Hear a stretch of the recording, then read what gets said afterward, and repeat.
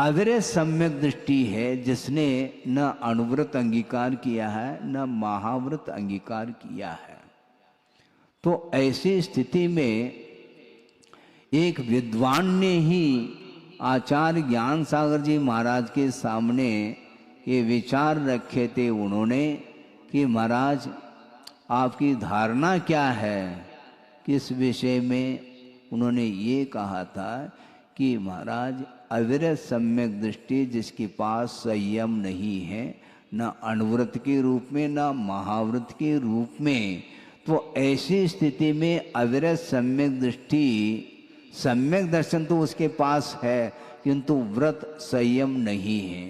तो ऐसी स्थिति में अविरत सम्यक दृष्टि क्या मद्य मधु मांस का सेवन कर सकता है क्या है?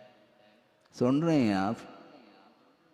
तो आचार्य ज्ञान सागर जी महाराज ने कहा मेरी धारणा तो रहने दो, तुम अपनी धारणा बताओ पहले।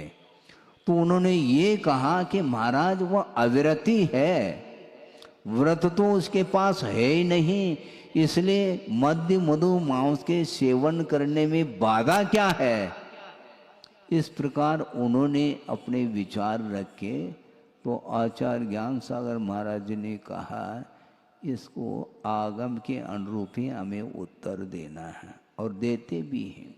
उन्होंने स्पष्ट कहा कि मद्य मधु मांस का जो त्याग का विकल्प ही नहीं होना चाहिए, क्योंकि जो वस्तु ग्रहण करने में आती है उसके त्याग का विकल्प आता है, और मद्य मधु मांस ये अनुपसेव्य है, ये ग्रहण करने योग्य है ही नहीं।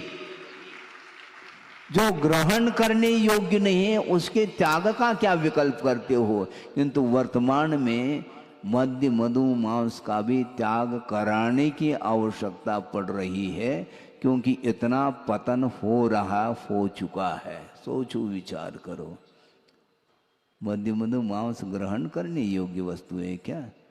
तो उसका क्या त्याग होता है। महाराज हम त्याग धर्म के दिन मद्य मधु मांस का त्याग करते, गलत बात है ये, वह ग्रहण करने योग्य ही नहीं है। कोई ये कह दे, कोई व्यक्ति ये कह दे कि महाराज मेरा आजीवन जहर का त्याग है। सुन रहे कि नहीं आप? तालियां नहीं बजाइए आप। इसका अर्थ ध्यान से आप सुन नहीं रहे हैं। एक व्यक्ति वह है जो कह रहा है कि महाराज मेरा आजीवन जहर का त्याग है, तो उसके लिए आशीर्वाद दे दे, मतलब ऐसा है। क्या कहना चाह रहे हो? त्याग किसका होता है? जहर का त्याग नहीं होता। अमृत का त्याग करो तब तो हम माने दोनों हाथ से आशीर्वाद दे दें आपको।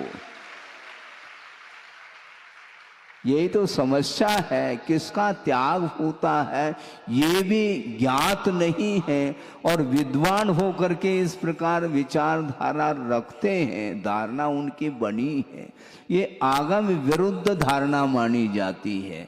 हालांकि वह असंयमी है, उसके पास न अनुव्रत है न महाव्रत है, इसके बावजूद भी कुंद कुंद स्वामी ये कहना चाहते हैं कि अविरत सम्यक दृष्टि के पास भी सम्यक्त्वाचरण चारित्र होता है।